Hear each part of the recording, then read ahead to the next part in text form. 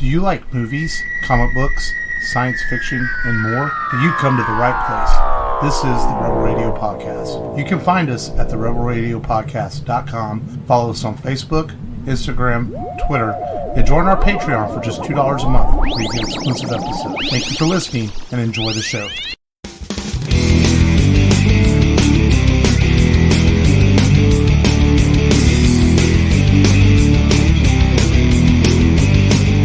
Welcome to a new episode of the Rebel Radio Podcast. This is Mark.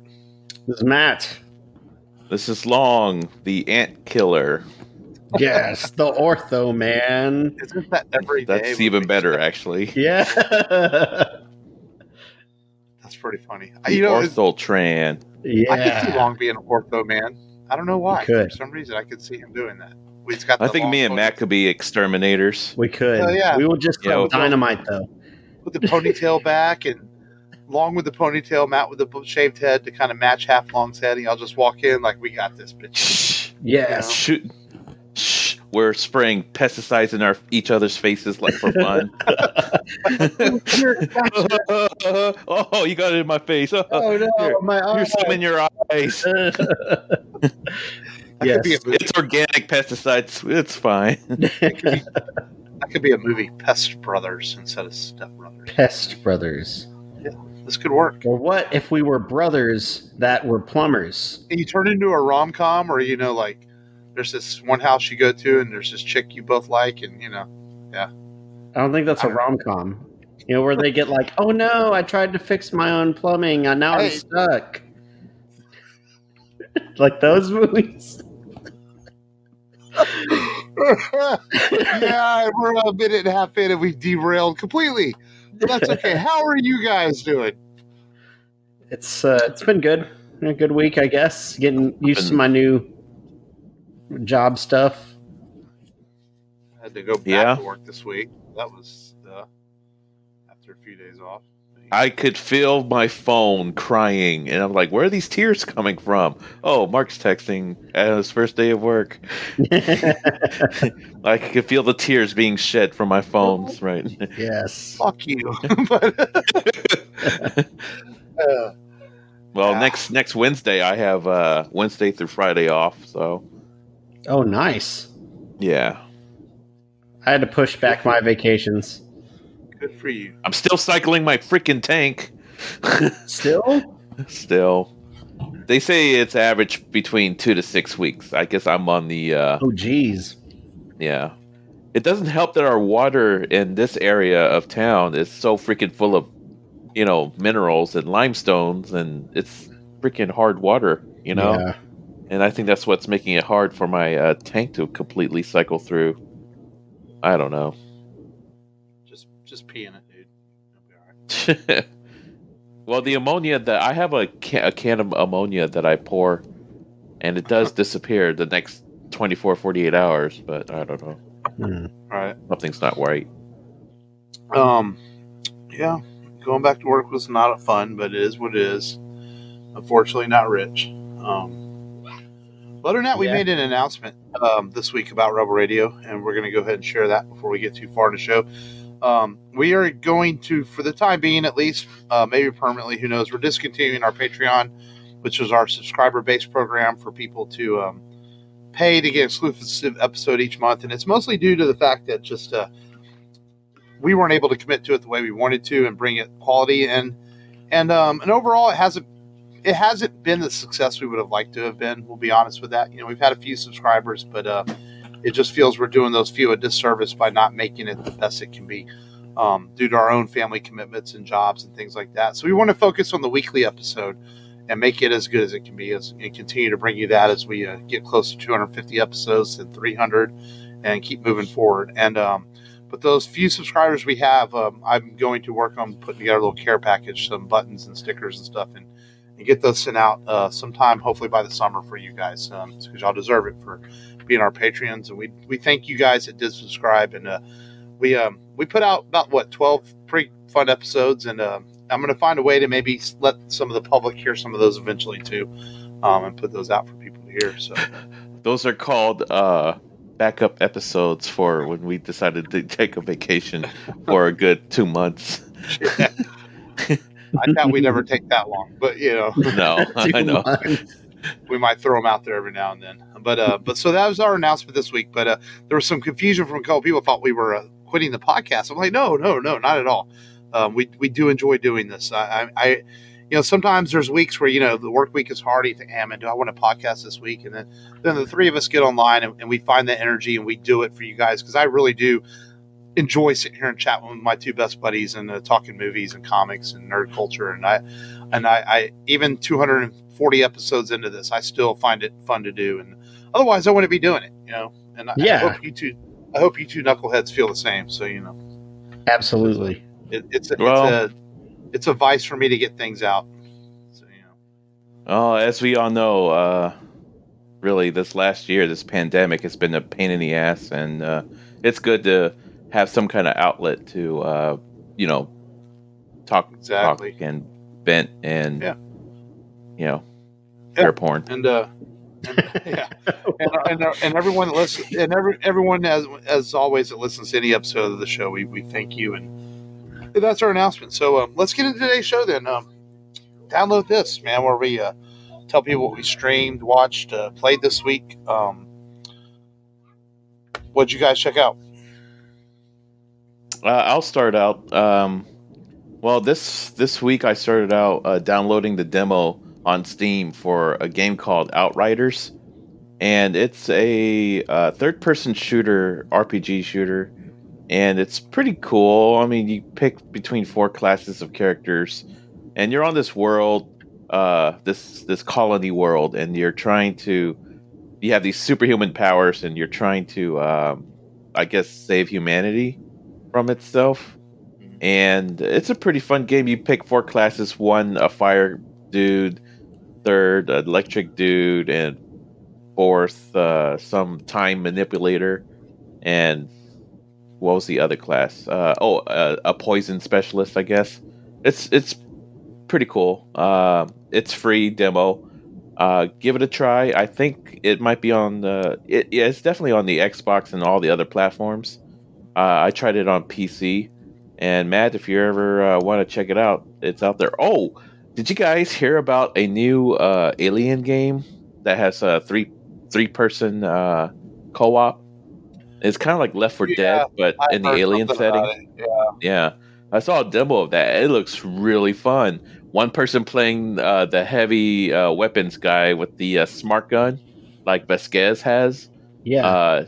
And the other person can control turrets, have portable turrets with him, and be the kind of the defensive, even the medic.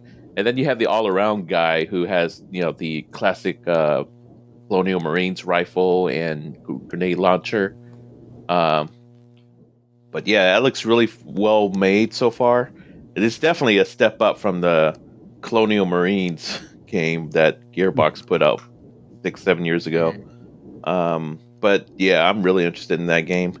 And then I watched Winter Soldier and Falcon and Winter Soldier. Second episode. Yeah. I'm as tired as you are, Mark. Sorry. But that's my download this. We'll get into the Marvel show once everyone shares their deal. Oh, yeah. And my brother's moving to North Carolina. I am so sad, but I'm happy for him at the same time. And I gave him a little Godzilla figure for his trip. And like, remember me by this? So I gave him a little Godzilla figure. That's awesome, man. Yeah. That's definitely going to miss him. He was definitely cool. And he's cooler than Long. I mean, we'll have to have him on the show one day for sure. Yeah. Oh yeah, for sure. And what else? Oh yeah, before you get to Matt, did a download, not download this, but a beer social for my brother. He set up a beer social at one of my buddy's house last Saturday. Mm-hmm. I probably sampled 10 to 15 different types of beer that night. Plus, I had 2 or 3 bottles of Shiner throughout the night. And I still didn't feel a buzz. And I'm like, I'm not feeling anything after all this alcohol I consumed, except for the fact that I lost a lot of sleep because of all the alcohol I consumed. I could not sleep that night, dude. It was like the most shallow, light sleep I've ever had, and yeah, it sucked. Shiner's tough to get like a buzz or drunk off of. I don't know what it is about Shiner. Yeah, it's a heavy beer, so you drink 2 or 3 of it. More it just makes your stomach kind of than it does get you a buzz. I mean, I sampled a bunch of other beer too, and I think the strongest one was like 15% proof, nice. bourbon barrel type beer. I'm like, geez, this is strong, you know. But I still didn't feel a buzz. I was like, whatever. I guess my tolerance is. Well, it's 15%. It's not a beer at that point. It's a liquor. Yeah. But it's aged beer though, so yeah. So, but other than that, we ate a lot of food too to absorb all that alcohol. That's awesome. So, would you have barbecue? No. Had we had hot dogs that were steamed or cooked in beer. That was perfect. Really good. Yeah, beer, hot dogs, and beer. Beer, hot dogs, and beer. Had hamburgers and just your classic grill, but no barbecue stuff. No. Nice. I wanted to watch Shin Godzilla this week. I did not find the time to watch Shin Godzilla, and I'm kind of disappointed. Get out of this podcast. You're fired for the night. No, I'm joking. I definitely have to watch it within the next few days, so I can say I've watched every Godzilla movie up until Godzilla vs. Kong. Yeah. Or at least most of them. I think you did. You allowed all the important ones. 2, I think. Yeah. And then, but I did revisit Kong Skull Island. Oh yeah, that's a fun movie. Man, so good. And I just I remember it being a lot of fun. But just rewatching it, it's awesome, and I can't wait for next Wednesday. Me, Long, and my son and Long's friend, we're all going to go see it. What day? Next Wednesday. Okay, good. Yeah, I thought you said Sunday. Okay, I'm like. Other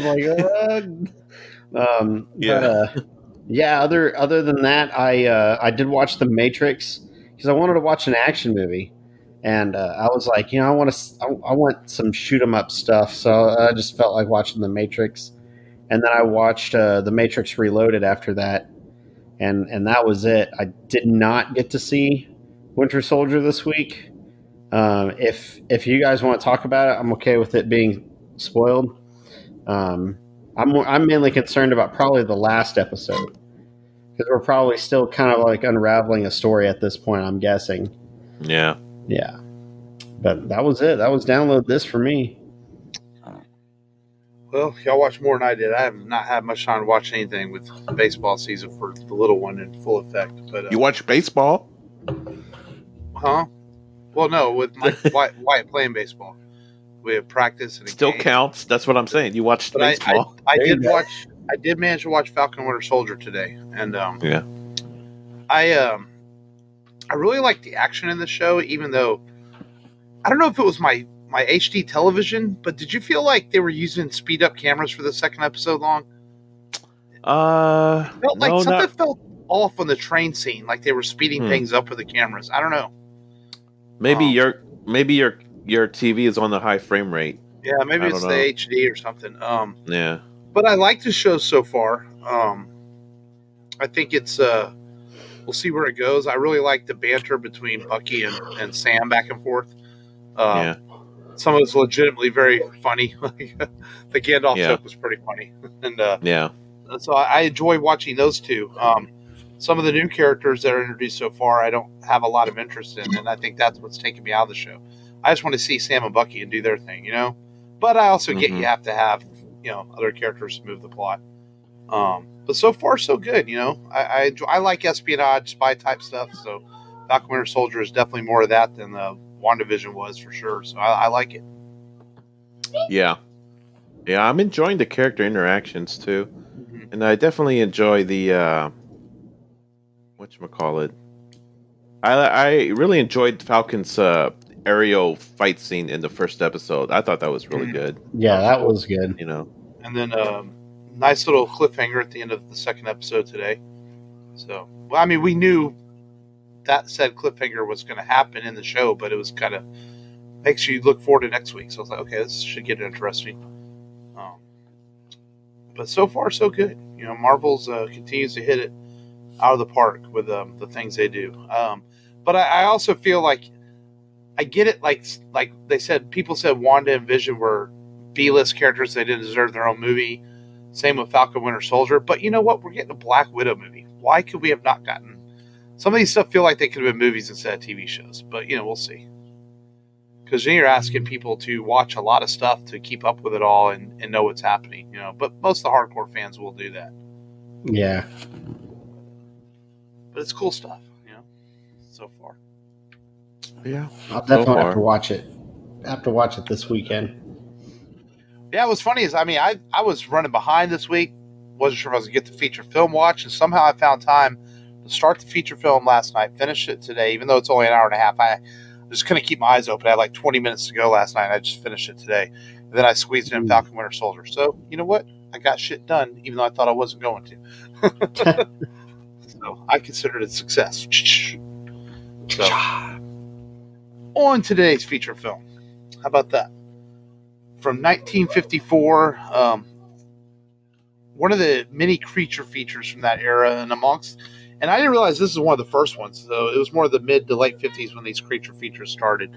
And this is a black and white classic that was originally going to be filmed in 3D and in color, but when the test shots came back, the studio wasn't real happy with it, so they was like, you know what, we're not going to spend that much money, let's just film it regularly. And that is the mutated ant classic Them. Long, why don't you give us a description, summarize this movie? It's a pretty simple premise. A group of two cops come across a child that's orphaned and mute, and in the middle of the New Mexico desert, and it's basically kind of a mystery in the first act of this movie, and the big reveal in the second act of the movie, or hey, giant ants have attacked this little girl's parents, and that's why she's an orphan. And basically, the U.S. Army sent in to try to investigate where these giant ants come from, and they find a huge nest of ants. They thought they destroyed it, but they found out that the ants have moved into the underground city sewer system. And really, I mean, they spend the last third of the movie trying to exterminate these ants by exterminating the egg chamber of new queens and princesses that were going to spawn. And a nice little moral statement at the end about the dangers of nuclear weapons. So that's it. That's really the plot. But even though it's such a simple plot with giant ants, I thought that the first third of this movie was so well done as far as the mystery of what happened to the girl's parents and why she's mute. And why she can only say them. Yeah, and why she can only say them. It's actually probably one of my favorite parts of the movies, the whole mystery of it.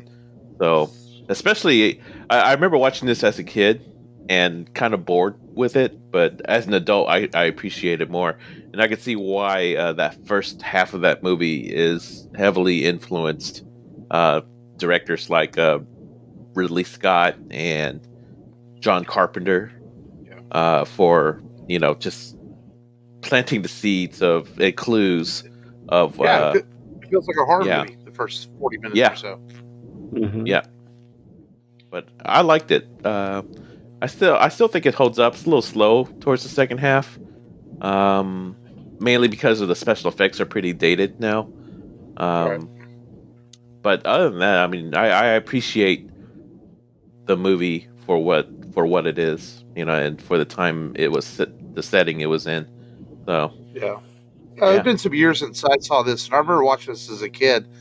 This and the Tarantula were always kind of scary as a kid. And you only remember the parts with the creatures. You don't really recall the plot or the slowness of it. When you watch it as an adult, like you said, you do notice some of that. But I think it's kind of cool that it's filmed in black and white because it almost adds like a darkness to it and a scariness to it. And if they had used that fake color stuff they had in the 1950s, and I don't know if this would have looked as cool. I mean, War of the Worlds looks all right in color, and some movies do, but I wonder how this would have looked. It almost feels like it might have lost its effect, to be not 20,000. Warner Brothers released 20,000 Fathoms against this thing, and 20,000 Fathoms, won the Oscar for best special effects. Not this one. I mean, it came in second. Yeah. But if they only had color, maybe it did something different. Well, they only had three ant suits. There's never more than 3 ants on the screen at the same time. But yet the film gave you a feeling that there's an army of them out there and they're all attacking. Which I thought was genius directing by Gordon Douglas to make it feel like this threat is more massive than the actual special effects suits they had. There is a lot of exposition in these old films, where they're explaining to the audience what's going on. It is so different to watch an older film like this where it's all explained to you. For some newer films, they expect the audience to go along for the ride, so to speak, and sometimes figure things out for yourself, or put it together.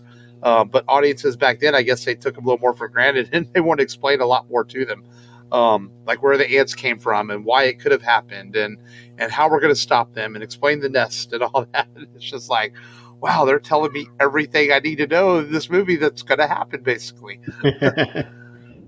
But it's funny is it's well acted. These old movies are acted in a different way than modern movies are. Like, these are all like acting back then was, these guys were classically trained and they went to school for it.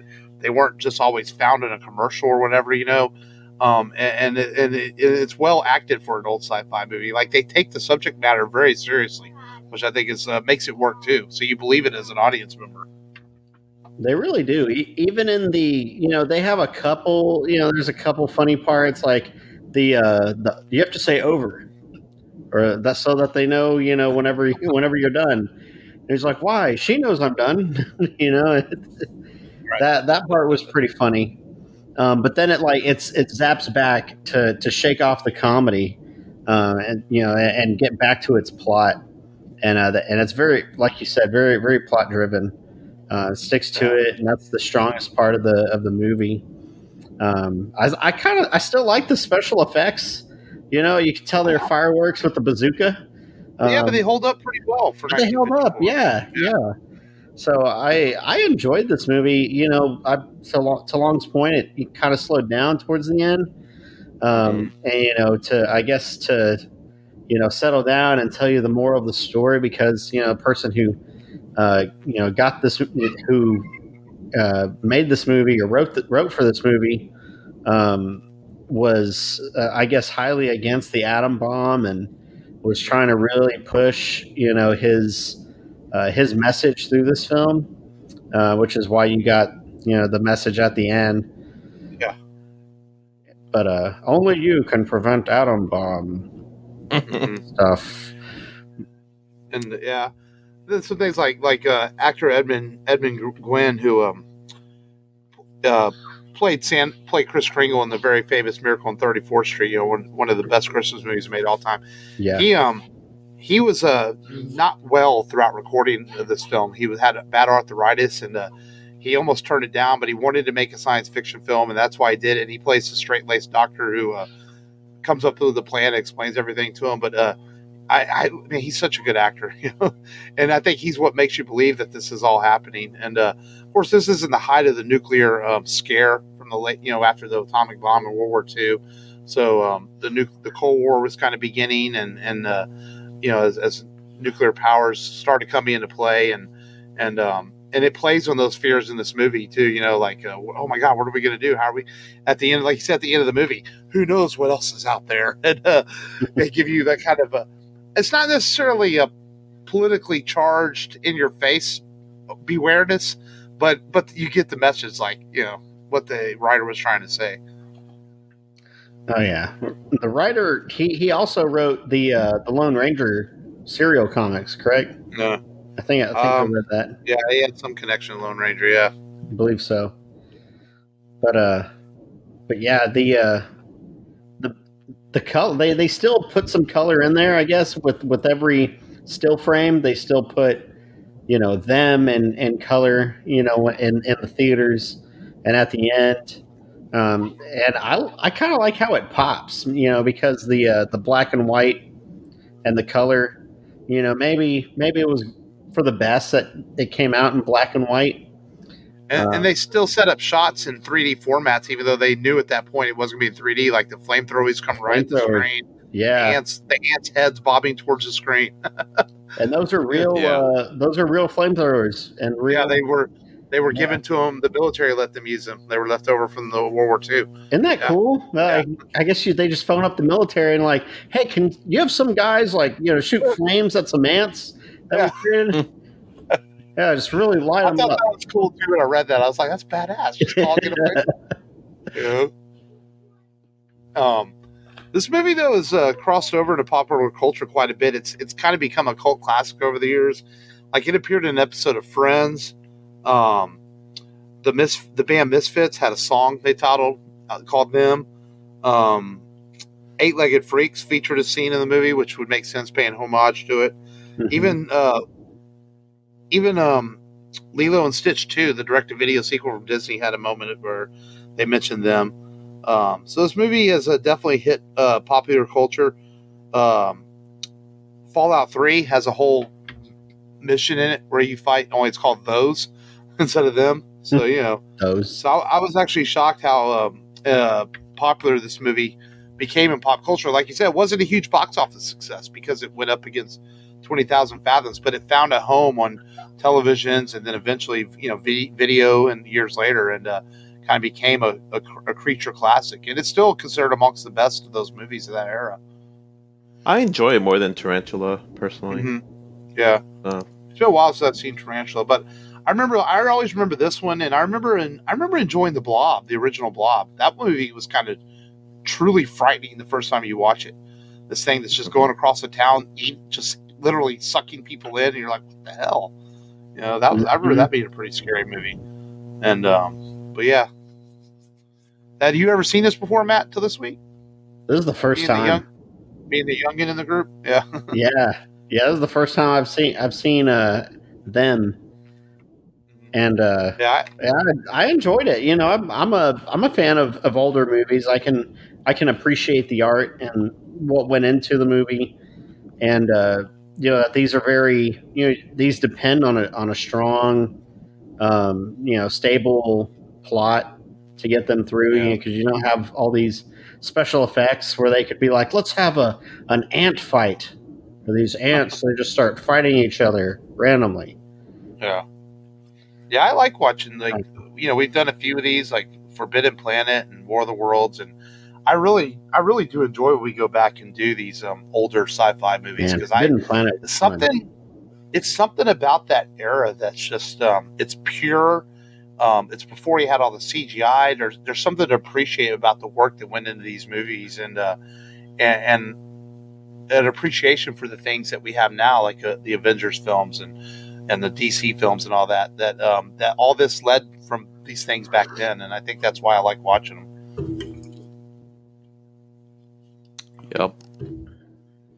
Yep. The 50s definitely was really a pretty busy era of science fiction movies. Yeah. And the 50s is really the era. There were movies in the 30s and 40s, but the 50s is really when movies started really getting more popular. They became more accessible to people. More theaters opened up. It became a little more affordable for people. Then, of course, the 60s started getting, and then we all know the 70s is the age when the blockbusters started, with Jaws and Star Wars and all those films. But the 50s was definitely an era for Hollywood to get out there and reach the blue collar workers, and not Hollywood wasn't just a date night for rich people to go out and see movies. Yeah. And Do you think this film could have been better if they had gone with the original plan to put Dean Martin and Jerry Lewis in here, or would it have just gotten lost? Do you think? I mean, I don't know if the film would have been better, but it might have been more of a success because Dean Martin and Jerry Lewis were very popular. Mm-hmm. You know, so they might have been a little more success. I think all the other creature features that came after it were a little bit more campy than than this, and more of the Jerry Lewis type. Yeah, but there's definitely a lot of films from that era, and we'll have to do more of them in the future because they're fun to do every now and then. And how do you guys rank this movie? I give it a B plus for a B movie. Anyways, I was gonna say the same thing. B plus. I think B plus for an ant movie. No, yes. I don't know. Be real. No. Be real. No. No, but I think it's definitely deserving of a B plus. IMDb has it at like a little over a 7 out of 10, which I think is a little low. I think it's definitely better than a C rating.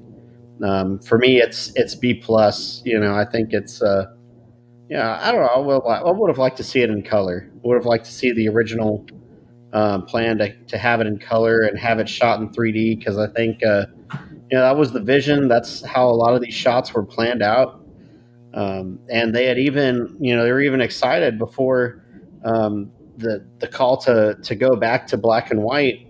They were able to get the ant body to have like this purple sheen to it, and they apparently it did really good with test audiences with how it looked, or at least people who watched it. I don't think it was test audiences. I think it was the investors or the studio backing the movie. They liked the purple suit, the purple sheen to the suits, but ultimately it was the budget.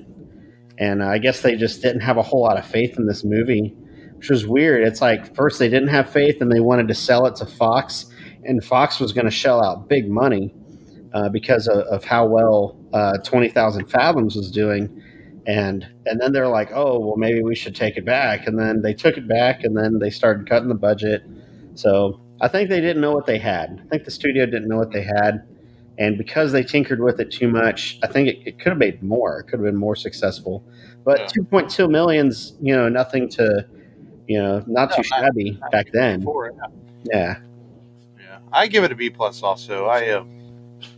It's a pretty fair rating, for this movie. It's a fun sci-fi movie to watch, and definitely a product of its era, but it holds up well too. And pretty influential too. Oh, for sure. Yeah. Mm-hmm. It's a good movie. Fun to watch. I enjoyed it. Something a little fun and somewhat lighthearted, even though it has some serious moments in it. Where the guy's getting crushed by an ant. I was like, damn, it's pretty brutal. Yeah. But something fun to watch before we get into some quite brutal films over the next few weeks here. But we'll talk about that in a little bit. But our top 5 this week, influenced by this movie and something a little bit fun. Oh shit! You don't have your top 5 ready? No. Did you send out a text? You did it early, and you even said, "Man, that's early." You even said, "Wow, it's early." It is our top 5 creatures that we fear, and you can. Oh, that's easy. And I hope you had some. I hope you had some fun with this, because I did, thinking about like, what if these creatures turned on us or got mutated? That's kind of the approach I took on this, and I haven't started in a while, so I'll start it this week. And at number 5, I don't generally fear these. These are just ones like, what if they got evil? Now, a couple of these on here I generally fear, but locusts. Can you imagine locusts if they were huge mutated? I mean, they're kind of creepy. They're kind of creepy looking as it is, and they don't bother you. They land on you. They'll fly away from you. They generally don't have nothing to do with humans. But I started thinking, man, if there was a giant mutated locust, he could fuck some shit up. And that's my number 5. Yeah, locusts are already outnumber us, so that is freaky. Did you see how in Africa they have a locust plague going on last year? And And then, so these militiamen were using AK-47s to mow down clouds of locusts. It wasn't working. So, Awesome. yeah. It looked cool, though. They looked cool doing it. Yeah. Hopefully they aimed down and not up. No, they were aiming towards the cloud of locusts. So, Those bullets gotta come down sometime. Yeah. Number 5 for me, I'm gonna go with the fabled chupacabra. That's not even real. Well, yours isn't real either. Giant locusts don't exist. But locusts exist. And chupacabras have supposedly been seen on camera, on a cop camera. I'll find the YouTube video. I'll send it to you guys. It exists. Do it. Hey, The myth of the chupacabra more is believable than Bigfoot. Is it My though? number, yeah. My number 5 is kind of a paranoia when I'm in the ocean water, and it's stonefish. It's like fish that look like rocks, and they have like really poisonous venom in their spikes. Wow. Yeah, so I'm here. I was last time I was at a beach. When I was walking in the water, I was shuffling my feet through the water, just so that way I don't accidentally step on a stonefish. But I came to find out that they only live in Australia. Yeah, I was the fixing venomous to say. type. cool. Yeah. Yeah. I heard about them, and I knew that you're not going to find them in Galveston. But still, it's a good precaution against stingray. Shuffling your feet in the sand, while you're walking, so you don't accidentally step on a stingray. So Yeah, that hurts. Even those are pretty rare in Galveston. Stingrays? Yeah. Oh, Yeah. okay. Stingrays tend to go with the flow of the beach and the ocean, so you're gonna find them more down South Texas, Corpus, and that area. Yeah. Gotcha. At number 4, man, this might be watching too many Planet of the Apes movies, but man, apes, dude. It's like I always think, like, what if they figured shit out and started fucking us up? I mean, I generally don't fear an ape because they're always behind cages in zoos, but man, maybe I've just watched too many films. There's some scary creatures. Number 4, Matt? Number 4 for me is sharks. Oh. I always feel like, they're in Galveston. We go to Galveston a lot. It's like last year there was a shark in the bay, and there was an alligator. Dude, sharks and alligators deserve to be on my list too. Something about alligators, man, when you look at them, it's like they have evil in their eyes. I don't know what it is. Even the babies, alligators have this evil in their eye, like they're just going to eat you. Yes. Or grabbing your kids. It's like the Disney World thing. Man, dude. And, but yeah. Sharks. F them. Yes. Since Long's one of his favorite movies is Jaws, I wouldn't be surprised if he has sharks at number 1. I'm not scared of sharks, really. I mean, when I was a kid, I was afraid, but not now. So number 4, right? Yeah. Number 4, things that make my skin crawl but would suck as creature features is slugs. Slugs just make my skin crawl. Oh yeah, slugs. Yes. There's something about them. Yo, and they get on your foot. It's like, gross. You have to wash your foot like really deeply to get the slime off. Yeah. I've never had that. You've never stepped on a slug in your whole Texas life? Yeah, but not to the point of like feeling it on your feet. No. No, when I feel something slimy like that, I immediately, back off, Right. So yeah, those things are gross. Number 3 is kind of a tie because they both and that's snakes or scorpions. I mean, ever since I was a kid, I saw giant scorpions in Clash of the Titans. I was like, oh, no way. Don't like those. And the scorpions, Heck no. if you've ever woken up in a tent and you've had a scorpion sitting next to you, it freaks you out. I've had that happen before. Put your feet down, you almost put your foot on it. I'm like, oh my God, because I've been camping. Scorpions and snakes, man, are like the worst things in the world. I see a snake or a scorpion, I'm going to kill you. And I don't even care if you're a garden snake. It's like, just no. No snakes or scorpions for me. I went with snakes as well because I saw a copperhead in my aunt's backyard one time. My cousin's mom, and she killed it. She like went out with a shovel and she cut its head off, and friggin' copperhead. Yep. So yeah, I freaked me out. That snake. Like I was afraid to because it was around the pool. I was afraid to swim in the pool for a while. Well, you know, my snake in there. My nephew has a little pet snake that my brother bought him, and he comes, he brings it, puts it right in my face. I almost knocked it clear out of Asen's head. No, it's like, no, get that damn thing. And Asen's like, oh, it's harmless. I'm like, I don't care. I don't like snakes. It's a snake, dude. It's like, no. Who did that again? I didn't catch my the nephew. name. Oh, I see. I almost knocked it clear out of his hand across the room. Oh, wow. No. Yeah. My number 3 is just another one that makes my skin crawl, makes me say, ew. That's disgusting. How did nature come up with such a creature? And it's the African leaf frog.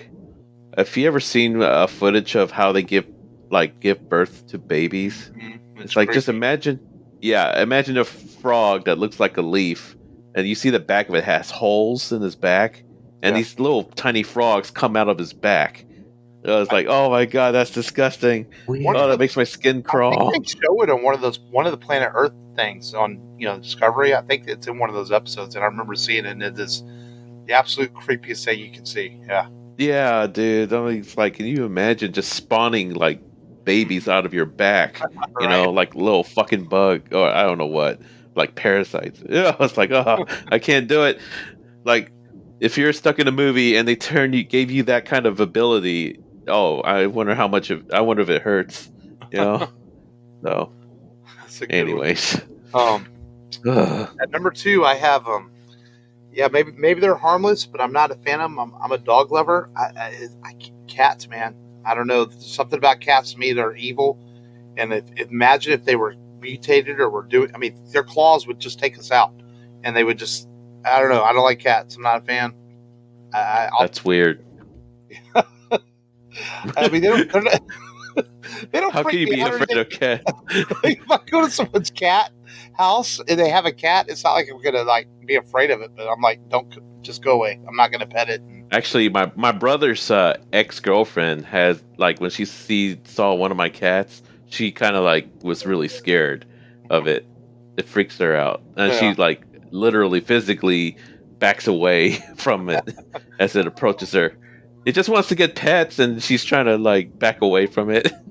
There's a problem with cats. Cats want petting because they're plotting to get you.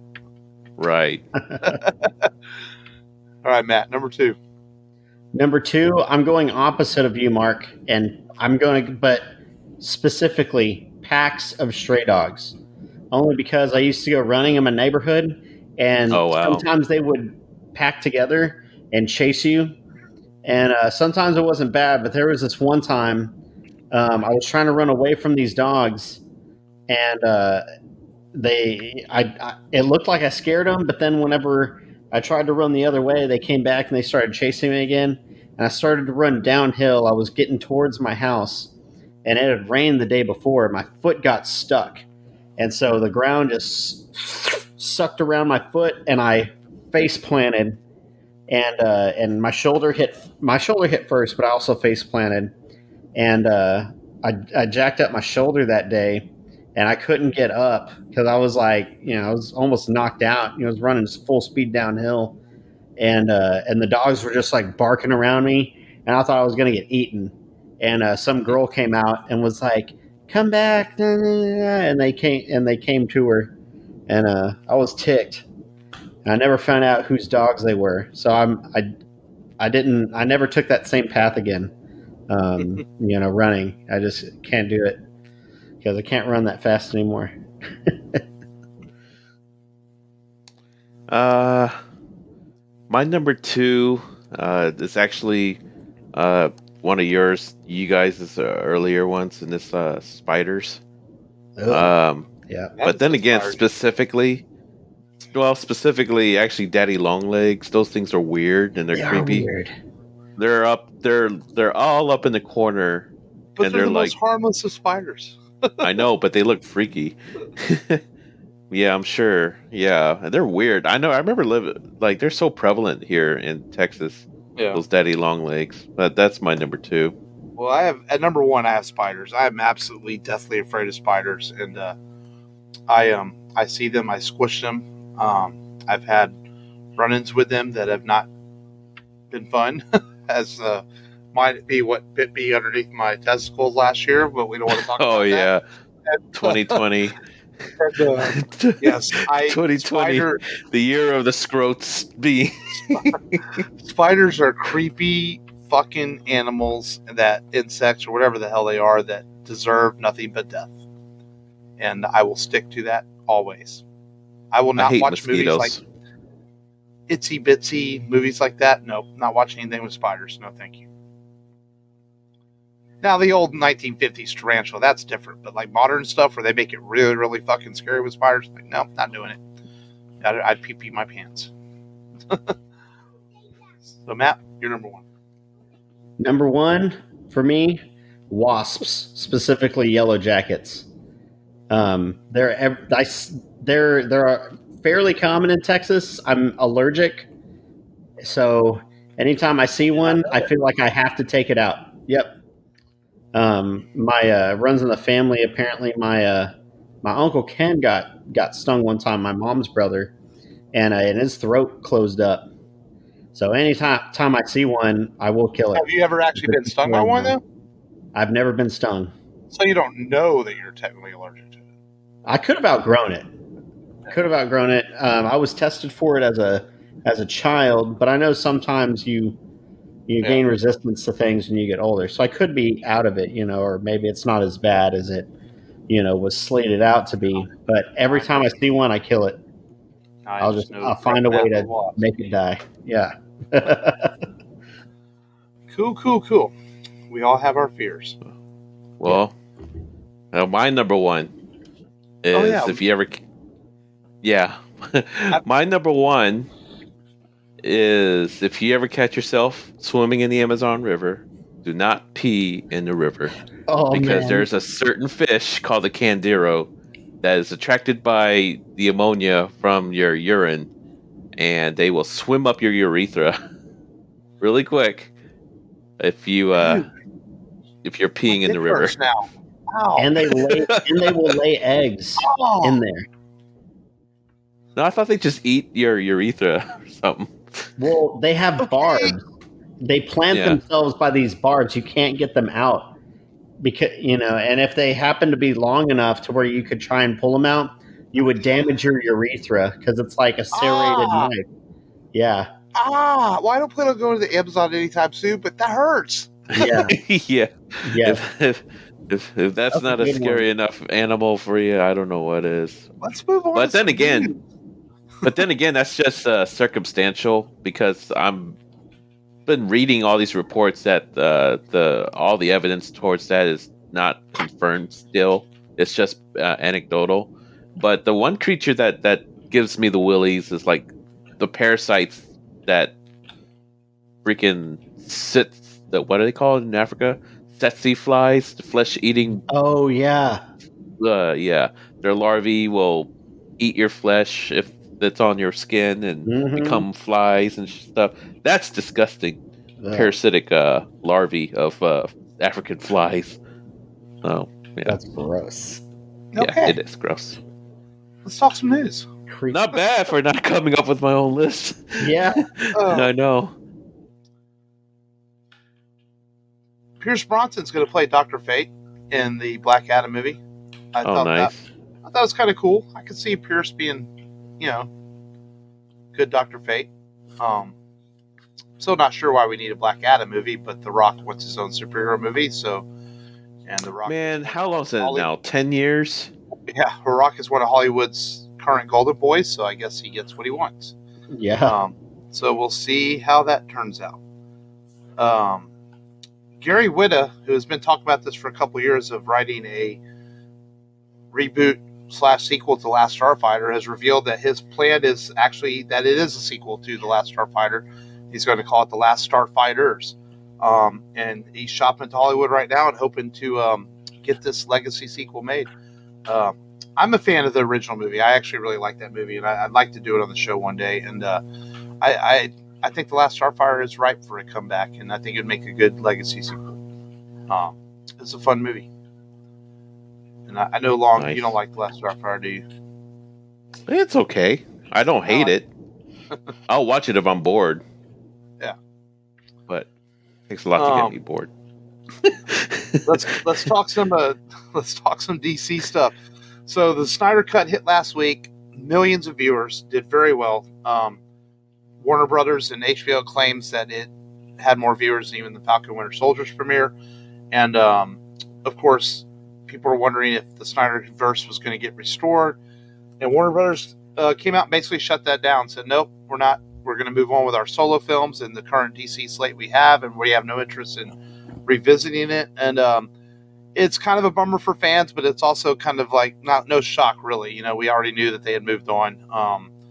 Apparently, Restore the Snyderverse has been tweeted over 1.4 million times as fans are trying to push for it. And here's the thing about that. So, okay, if those 1.4 million fans all went to the movies to see the Justice League Part 2 or whatever, Justice League Part 2 would make, $1 billion at $12 a ticket or whatever.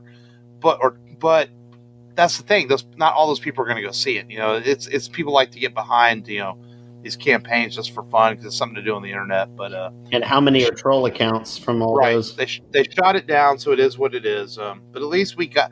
I look at this. At least we got the Snyder Cut. We didn't even have to get that. And it was worth watching. So, and but they did say that HBO Max could do whatever they want, though.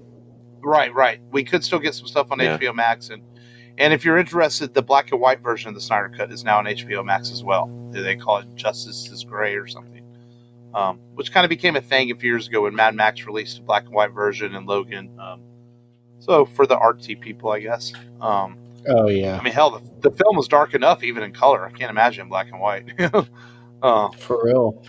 And lastly, we got the Suicide Squad trailer today from director James Gunn, who directed the Guardians of the Galaxy films. He's jumping over to do a DC film before jumping back to do Guardians 3. And, I know when I text you already, I say, that was all right. Like, my thing with Suicide Squad, I know it's their niche. I know their thing is like to get the thing put in the back of their head. They have to go do something, but it just feels like been there, done that. And it's a bunch of characters that I don't even care about. I mean, James Gunn reached into I think that's the charm of it, though. The deepest, darkest places of the comic book world of people I've never even heard about. Like, it's cool that they got what's his name to come back and play Rick Flag, and I love Margot Robbie as Harley Quinn, but the rest of them are like, who are these people? And it's weird hearing John Cena say cuss words and stuff because he's always such like a nice guy and making dick jokes. Yeah. That was kind of strange. Yeah. I thought it was okay. I mean, I'm still going to watch it. Don't get me wrong, but I was like, But That's I wasn't. Shark. I wasn't super. Come on. Yeah, but I wasn't super impressed. But when I first saw the Guardians of the Galaxy trailer, I wasn't super impressed, and I ended up loving the movie. So maybe it's just a Gun thing. Maybe he doesn't. Maybe his trailers just don't do it for me. Maybe. Yeah. Maybe. But we'll see. But I don't know what it's like not to have a soul either. So I don't. No, I'm joking, Lark. I'm just. I'm messing with you. No, Did you guys catch other names that were in the trailer? That other actors, Sylvester Stallone's in it too. Yeah. Oh, really? I didn't know that. Yeah, he's credited to be in the movie. So I'm sure it's just a small little throwaway cameo, but I'm interested in seeing what they do. It's interesting. He chose Starro as the bad guy. That's weird. Yeah. It's weird. We've got a fucking kaiju. I'm not a Pete Davidson fan, and he's in the movie. Pete Davidson has. He looks weird. He has a Still. punchable face. He makes me want to punch him. Yeah. Yeah. Yeah. I don't know. We'll see. It could be interesting. It comes out in August. I'll watch it. I'll watch anything. I'll watch Margot play Harley Quinn all day. I think she's, as much as Birds of Prey wasn't great, she's great in that role. I really do like her as Harley Quinn. Mm-hmm. So, and I did like her joke at the end. That was pretty funny. A little bit of a dirty joke, but it was funny. And, I didn't really like the bag of dicks joke. I thought that was kind of stupid. I was like, why would someone put penises over a jungle? What? That was kind of childish, but Yeah. Yeah. Oh well, we'll see. August, you guys came out to rescue me. You want me to go back up there so your plan would go through? I like that line. Funny. It was a good plan. Yeah, and then that's Idris Elba's in it, so that I will watch him because I like him. That's interesting. So to see him in a movie like this, he's a good actor. So we'll see when Suicide Squad comes out in theaters and HBO Max in August. I think it comes out like my birthday weekend, like August 6th or something. So we'll see. Oh wow. Well, let's get into next week's film. April is a theme month. We usually do a couple of theme months. We do Halloween, and we usually do one other theme month. And this year we have chose. Well, I retitled it. We were going to call it Crime Pays Month, but then I was like, it's called Cops and Robbers Month. Is that what I called it? Yeah. No, Cops and Mobsters. That's what I called Cops it. and Mobsters. Cops and Mobsters. I remember what I fucking called it. So, Cops and Mobsters Month in April of this year, as we're going to cover 4 films that deal with cops and mobsters, of course. And we are going, and I'm going to tell you what they are. And we're going to cover Martin Scorsese's Best Picture winner, The Departed. We are going to cover a very fun buddy cop movie with Lethal Weapon. A great crime thriller in LA Confidential. And next week's show, we're going to cover an extremely well-acted film with one of the best bank robbery shootouts you'll ever see in a film. And that is Michael Mann directed, starring Al Pacino, Robert De Niro, and a cast of other characters in Heat.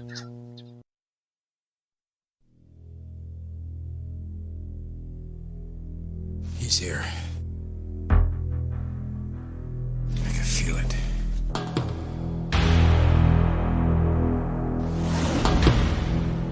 You search for the scent of your prey, and then you hunt them down. That's the only thing you're committed to. It keeps me sharp, on the edge, where I gotta be.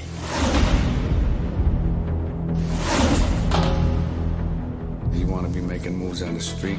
Allow nothing to be in your life that you cannot walk out on in 30 seconds flat if you spot the heat around the corner. No, my life's a disaster zone because I spend all my time chasing guys like you around the block.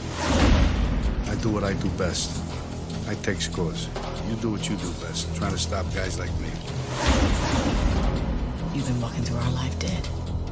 All I am is what I'm going after. From The Godfather to Scent of a Woman. What do we got? From Raging Bull to Goodfellas. Assume they got our phones, assume they got our houses, assume they got us. Their performances have created a legacy of landmark films. I want full surveillance. That's 24 hours, round the clock. We never close, open 7 days a week. Now, for the first time, America's 2 most electrifying actors collide. With this guy, there's more cheap you should pass. The bank is worth the risk. We should take it down. 12.2 million. You're up. This crew is good. It ain't worth the risks you take. Like in risk versus reward, baby. You're fugitive number 1 with a bullet. I'm double the worst trouble you ever had. If I'm there and I gotta put you away, I won't like it. But I'll tell you, you are going down. What if you do got me boxed in? And I gotta put you down? Because no matter what, you will not get in my way. I will not hesitate for a second.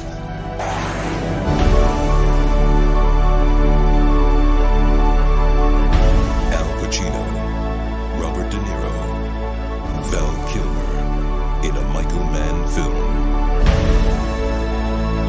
Heat.